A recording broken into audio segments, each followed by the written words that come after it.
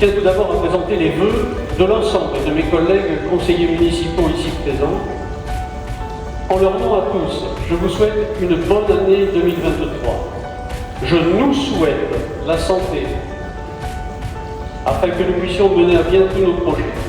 Je nous souhaite la sérénité, afin que nous puissions mener à bien, en nous respectant, chacun dans notre rôle et dans les missions qui sont les nôtres, mais travaillant dans l'objectif de faire progresser Lectoure ensemble. Je pense plus particulièrement aujourd'hui à ceux qui sont seuls, à ceux qui sont entourés mais n'ont peut-être pas le moral, à ceux qui ont perdu l'espoir, ou à ceux qui, comme nous tous, sont inquiets par les menaces de guerre, par le réchauffement climatique, ou encore par la complexité de la vie d'aujourd'hui, de plus en plus dématérialisée et aseptisée. À tous, je veux dire, gardons confiance. L'avenir sera ce que nous en ferons ensemble. Et la municipalité est et restera à vos côtés. Je pense aussi aujourd'hui aux nombreuses familles endeuillées. Je pense particulièrement à la famille de Corinne Quevilly, conseillère municipale. Corinne qui a perdu brutalement son mari, Éric. Je pense à la famille de Patrick Mazeret, à son épouse, ses filles et ses parents. Et plus spécialement ce soir, je voudrais que nous ayons une pensée pour les familles des 2 employés municipaux trop tôt disparus en 2022, alors qu'ils étaient encore en activité. Je veux parler de Valérie Celsis et de Éric Génard. En mémoire de toutes ces personnes trop tôt disparues, je vous invite à observer ensemble une minute de silence. Je vous invite à vous lever.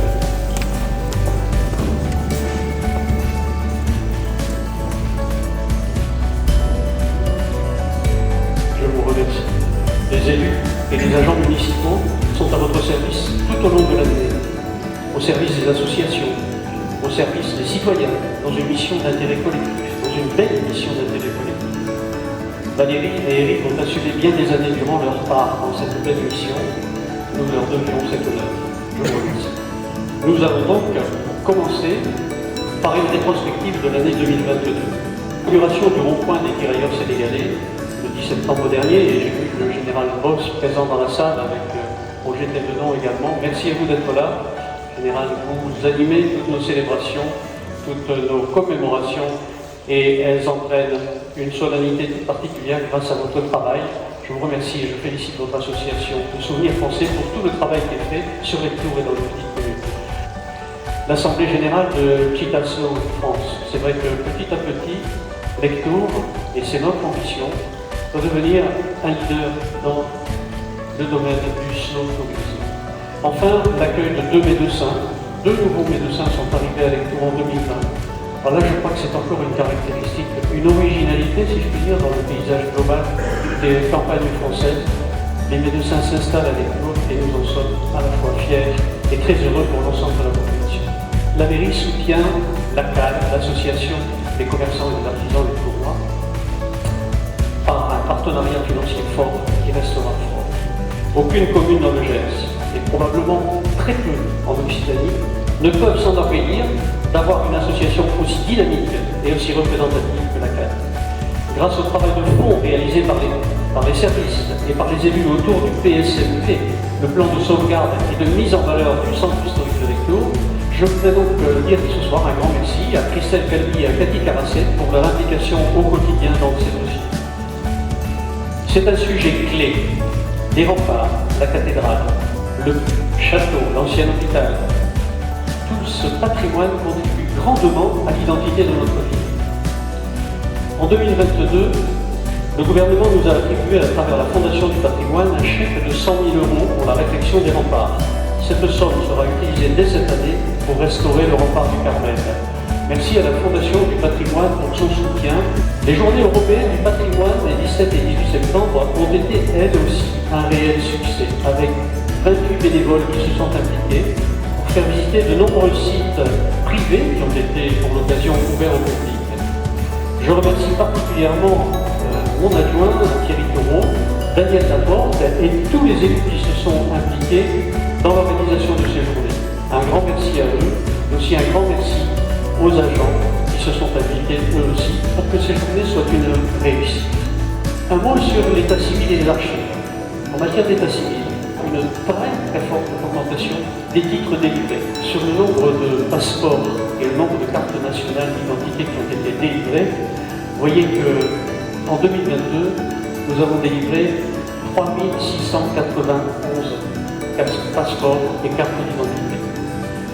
La préfecture tient maintenant un tableau de bord comparatif des titres délivrés par les différentes villes gersoises équipées du matériel qui permet de délivrer ces titres. Lectoure est leader en la matière. Je souhaite féliciter ce soir particulièrement Paquita, vous voyez, et je crois qu'on peut l'applaudir.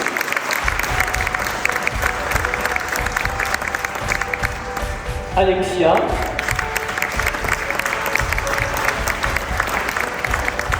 et Alexia.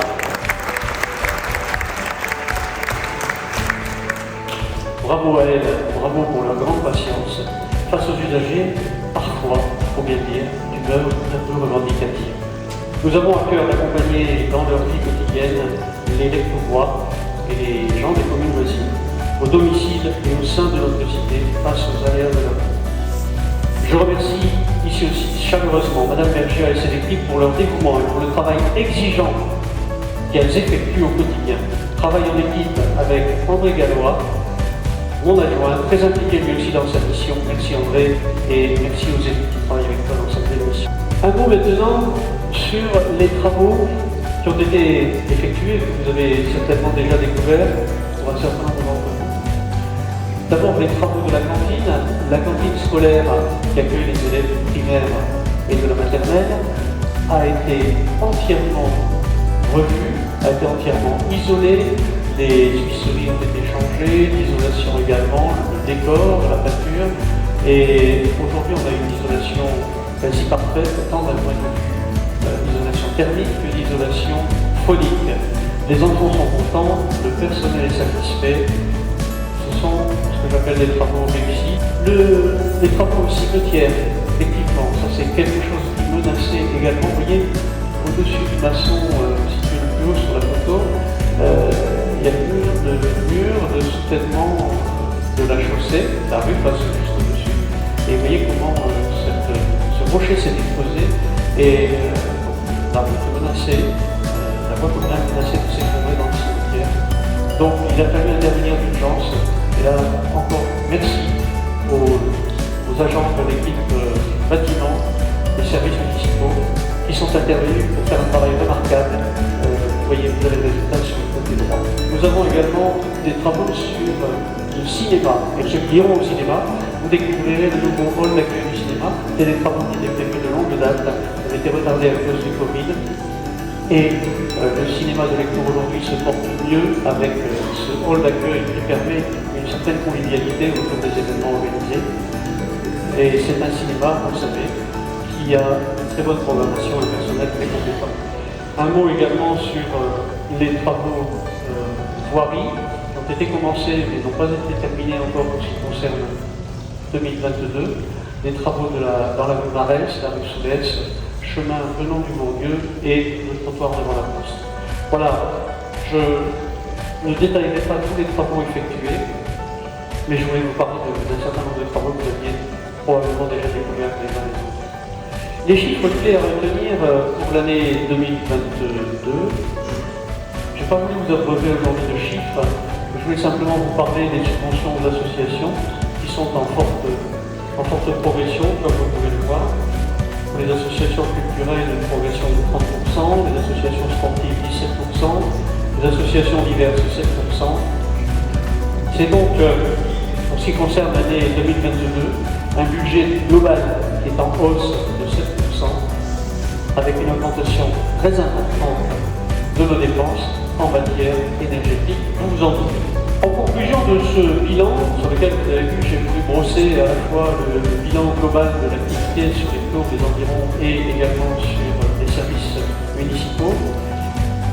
Les années Covid ont beaucoup désorganisé l'action municipale. 2022 restera dans nos esprits comme une année de reprise, pendant laquelle la municipalité s'est employée à améliorer le quotidien des lecteurs, à répondre aux attentes des habitants sur de petites choses. L'équipe municipale travaille. Élus et agents mettent peu à peu en place les outils d'amélioration continue de leur action pour répondre aux attentes de tous, grandes ou petites. L'équipe municipale gère le quotidien et prépare l'avenir.